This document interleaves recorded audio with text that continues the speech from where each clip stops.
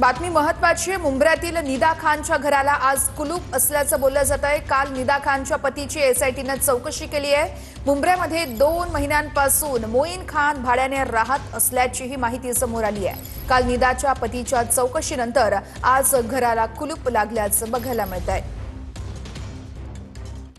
नाशिक येथील टीसीएस कंपनीमधील निदा खान या सध्या फरार आहे।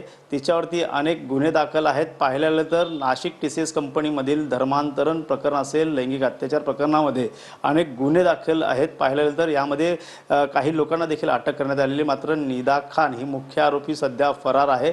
मात्र काल एसआयटीची टीम नाशिक येथील आणि गुन्हे शाखेची टीम ही मुंब्र्यामधील अमृतनगर या भागात आली होती आणि याच ठिकाणी तिचे पती जे आहेत ते मोईन नावेद खान हे गेल्या 2 महिन्यापासून भाडे तत्वावरती या ठिकाणी राहत असल्याची माहिती देखील पोलिसांनी दिलेली आहे आणि आजूबाजूच्या परिसरात देखील विचारपूस केली असतील त्यांनी देखील सांगितले गेल्या 2 महिन्यापासून हे दोघेही नवरा बायको या ठिकाणी राहत होते। सध्या तरी निदा खान जे आहे ते मुंब्र्यामध्ये तिच्या पतीसोबत गेल्या 2 महिन्यापासून राहत होती भाडे तत्वावरती, मात्र तिचं मूळचं जे आहे ते भिवंडीमध्ये देखील राहण्यात असल्याची माहिती समोर आलेली आहे।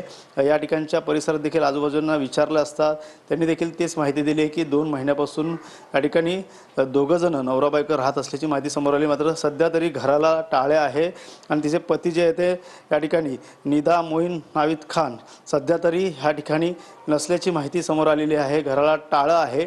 काल देखील एसआयटीची टीम, गुन्हे शाखेची टीम या ठिकाणी चौकशी करून त्याच्या पतीची चौकशी करून सखोल तपास जो आहे तो पुढील करत आहे। कॅमेरामॅन अथर्वसह गणेश सुराट।